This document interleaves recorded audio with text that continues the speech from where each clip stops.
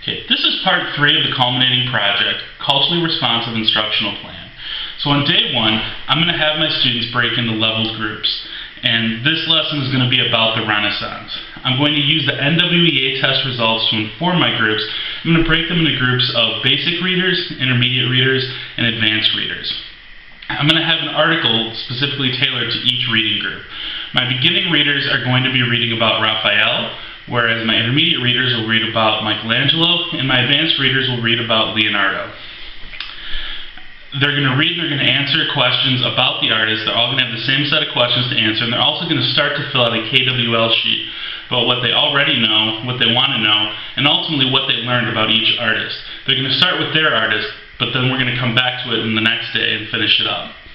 At the end, I'm going to have my students write a journal, having them answer the question about whether it's really fair to say that their artist is simply a painter. And this is going to kind of lead into our writing project that we're going to encounter a couple days later. On day 2, my level groups are going to share out, and this is how we're going to inform all the students. They'll take this opportunity to complete the KWL sheet.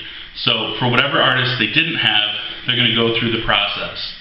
And then when we're done with this, which I'm imagining is going to take about 20 minutes of my time, I'm going to spend the rest of my class period taking the students on a virtual field trip where we're going to look at some of the pieces of art that the artist created that they've been reading about.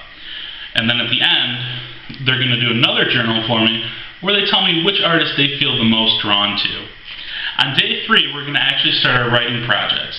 And we're going to begin by putting the students in their same groups, and they're going to talk about the artists and this idea of the Renaissance man, and it not necessarily being enough to simply be good in one area, but having to be an expert in multiple areas. And they're going to draw this out to today and make connections to people today that kind of have that same philosophy, who are masters in many fields. They're going to complete a Venn diagram so that they can compare their examples from the Renaissance to today. And then after we've spent this time in the group, they're going to go and can compose an essay comparing them. I'm going to give them the general description that it's supposed to be a 5-paragraph essay of comparisons. And then at the end of this hour, day 3, they're going to complete an exit slip telling me what they've learned over the last couple days.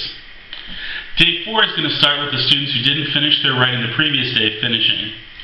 If the majority of the students have finished, we're going to debrief, kind of talk about the writing experience, talk about the Renaissance artists, and kind of wrap up this lesson. And we're going to spend the final part of the day doing a previewing exercise where the students are going to look at the next chapter, chapter 17, which is all about absolutism, and they're going to be doing some writing activities with that. They're going to be looking what the chapter's about, deciding what they really want to know about this information of absolutism, taking it and figuring out how it fits with the things that we've already learned about in class, and then ultimately deciding how they might use this information in the future, knowing that this is what we're going to be talking about over the next couple days. And then at the end of this lesson, they're going to complete an exit slip telling me what they expect to learn about absolutism over the next few days. So this has been part 3 of the Culminating Project, my culturally responsive instructional plan.